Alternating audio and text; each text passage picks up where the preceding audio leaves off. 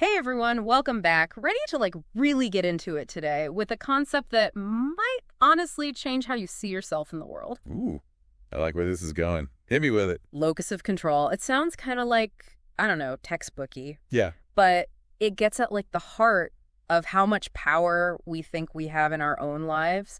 Are we in the driver's seat or just along for the ride? absolutely. And that is exactly what Julian Rotter was getting at with this paper back in 1966. Oh, yeah. It's called Generalized Expectancies for Internal versus External Control of Reinforcement. Catchy title. Right. So he wasn't just looking at how people explain, single events. Yeah. He was after a much bigger idea, a personality trait that shapes how we approach basically everything. So we've got his original research. Obviously, that's our jumping off point, but also a whole bunch of studies that it spawned. Oh, yeah, ton. It's a big one.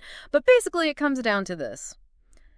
Do you think you control what happens to you, or do you feel like things just happen to you? That's your locus of control. Exactly. So if you have a strong internal locus of control, you see this direct connection between what you do and the results you get. Like you put in the effort, you make choices, and you own the outcome, good or bad. But on the other hand, if you lean more external... Then you tend to see things as happening to you. Right. You might blame it on luck, fate, or other people having the power, that kind of thing. So it's not just about explaining stuff after it happens, but almost like this filter we see the world through that then affects every decision we make. It really is. So how did Rotter even start to unravel all of this? Well, he started with social learning theory, which says that we're shaped by the consequences of our actions. Yeah. So think about when we're kids, we're always experimenting, right? We try stuff, see what happens. Totally, yeah. And if it works out, you keep doing it. Yeah. Classic example, little kid draws a picture, parents freak out, oh my gosh, you're the next Picasso, and then... Well, maybe not Picasso, but you know what I mean. Yeah. It's that positive reinforcement. It builds up this feeling of agency, like, hey, my actions actually make a difference in the world.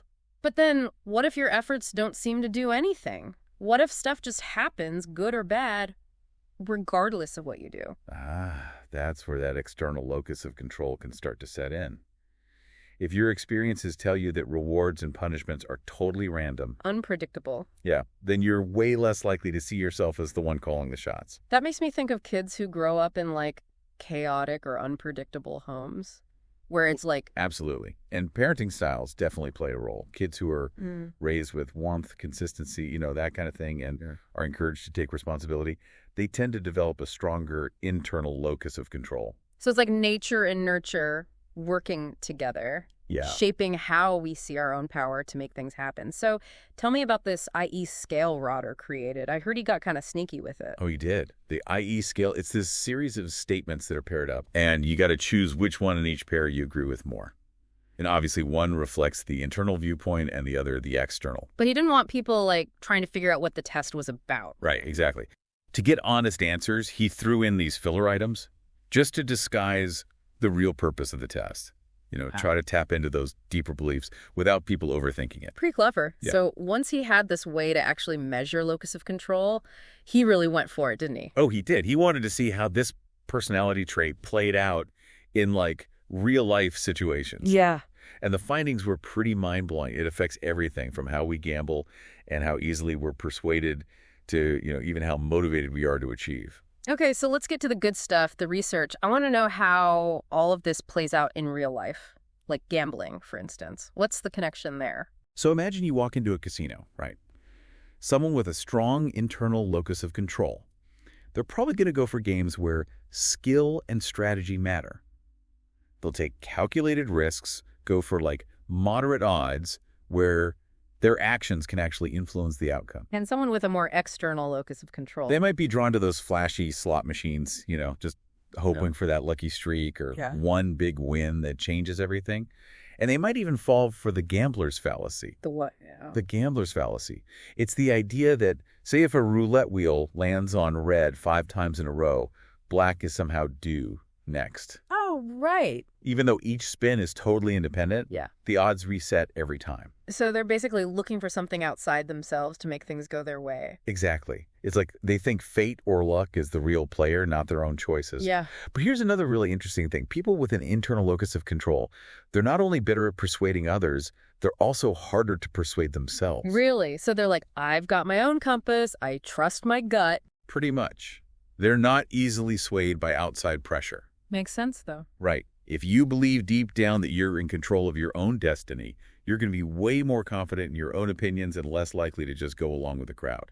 This whole idea of self-control makes me think about, like, smoking. It takes so much willpower to quit. It really does. And research suggests that smokers actually tend to be more externally oriented. And get this, even among smokers who knew how bad it was for them. Like they accepted the health risks. Right. Even those smokers, the ones who successfully quit, were more likely to have an internal locus of control. So believing in your own ability to change your behavior is huge, even when you're fighting an addiction. Absolutely. It shows how powerful our beliefs about control can be. They can either help or hinder us from reaching our goals. And speaking of goals, internals are often more driven to achieve. Broader found that they're more likely to set their sights on college, Okay. put in the work for good grades, and have involved parents supporting them academically. So having that internal drive plus a good support system, that's a recipe for success. It's not just smarts. It's about believing that your effort actually matters. Exactly. And this brings us to one of my favorite studies, Rotter's research on conformity, using that classic Ash experiment. The one with the lines, where everyone's giving the wrong answer on purpose. That's the one. It's fascinating to see how social pressure works. And guess what? People with an internal locus of control were less likely to conform to the group and give the wrong answer. No way. Even when everyone else is saying something totally different. They stuck to their guns. They trusted what they saw and weren't swayed by the pressure to fit in. They even bet more money on their own answers. Wow. Like, I see it differently, and I'm going with what I believe. It's almost like their inner compass is stronger than the pull of the crowd. So what we're seeing here is that this isn't just some theory. Right. Locus of control is a powerful force that shapes how we make decisions, how we interact with others, how we face challenges. And that's just the beginning. Rotter's paper set off a ton of research looking at how this trait affects us in all these surprising ways. Like that study about tornadoes, right? I cannot wait to get into that one. Oh, get ready for some wild findings. That study really shows how our beliefs about control can have real-world consequences, even life or death ones. Okay, so tornadoes. How does locus of control even relate to, surviving a natural disaster? Yeah, that's what I'm thinking. It's not exactly the first thing that comes to mind. You think it'd be more about just bad luck or being in the wrong place at the wrong time. Right. But this research, it was out of Alabama and Illinois. Okay. And it's super interesting. They found that the number of deaths from tornadoes was way higher in Alabama than in Illinois, even though the actual storms were stronger in Illinois. Really? So they were looking at all the usual suspects, right? Like the strength of the storms, what time of day they hit, building codes, were there warnings? Yep, all the environmental factors you can think of. But nothing really explained that big difference in the death rate. So it wasn't just being caught off guard. There had to be something else going on. Exactly. And that's when they started looking at, the psychology of it all. Specifically, locus of control. Could people's beliefs about their ability to control things, even in extreme situations like a tornado, could that actually affect how they reacted in a crisis? So they gave people in both states, a version of that IE scale Rotter came up with, plus some questions about how they usually act during a tornado and what they find. Well, the folks in Alabama scored way higher on external locus of control compared to the people in Illinois. Meaning they were more likely to think that, things were determined by fate, luck, stuff outside their control, even when a tornado is bearing down on them. Exactly. And it seems like that difference in mindset actually affected what they did when a tornado hit. The researchers figured out that people with that more internal locus of control, they were more likely to do stuff that could actually save their lives. So they'd pay attention to weather reports, take the warning seriously, maybe have a plan. Yeah, things like that. It's not about controlling the tornado itself, obviously. It's about believing that you have the power to take action and protect yourself.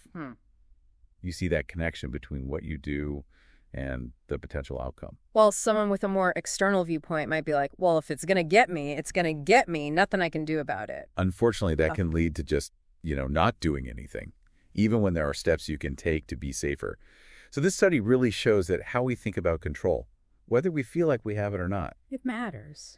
It can have real consequences, even life or death consequences. Wow. That's a powerful example of how our mindset can actually shape what happens to us, even in really extreme situations. It makes you think about other areas where feeling in control or not can really make a difference, like health. I bet people with a strong internal locus of control are all about like eating healthy, going to the gym. You got it. They tend to be more proactive about their health, more likely to exercise regularly, make healthier food choices, avoid risky stuff. Because they see those choices as being, in their hands. They're not just leaving it up to their genes or whatever. Right, and that approach seems to actually work. Studies have shown that people with an internal locus of control usually report lower levels of stress, Okay. and they're less likely to get sick from stress. So it's like having a sense of control is good for your health. Sign me up. There's definitely a connection there. Yeah. Now let's switch gears a bit. What about self-pity? Have you ever noticed how some people just dwell on it when things go wrong? Oh, all the time. It's like they get stuck in this blame game, pointing fingers at everything outside of themselves. And research has shown that that tendency toward self-pity, it's linked to an external locus of control. They just see themselves as, a victim of circumstances, not able to change anything. And we know that externality is linked to depression. So it's like this vicious cycle, right? When bad things happen, you feel helpless, you blame everything else. Yeah, it can really spiral. But thankfully, if we understand those connections, we can actually do something about it. Now, one thing that people often wonder about is, religion. If you believe that God is in control, does that automatically make you external? Right, because you're basically saying it's all up to a higher power. It's a really good question, and researchers have really wrestled with it. On the surface, putting your fate in God's hands seems like, the definition of external locus of control. Yeah. But here's the interesting thing. Studies show that people who have a strong belief in God control, Okay. meaning they believe God has a plan for them, Yeah. they actually experience a lot of the same benefits as people with an internal locus of control. Wait, really? So believing that God's in control can actually be a good thing? That's what the research says. It's like their faith gives them meaning, purpose, Yeah. even a sense of agency. So it's not just blind faith. It's more like, okay, God has a plan, but it's up to me to figure out what it is and then actually live it out. Exactly. Yeah. So even within this framework of, external control, in this case, God's control, there can still be this strong internal component. Things aren't always so black and white. There are different ways to feel like you have control in your life. So you mentioned earlier that a lot of this research was done in the U.S. Has Rotter's theory been tested out in other cultures? It has, and it gets really fascinating.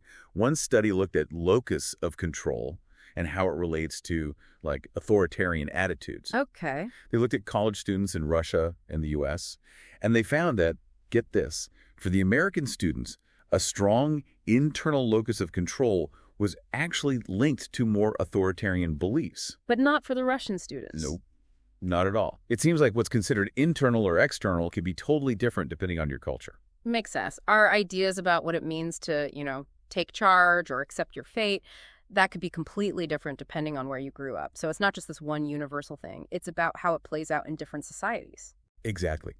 It shows how important it is to do research across cultures.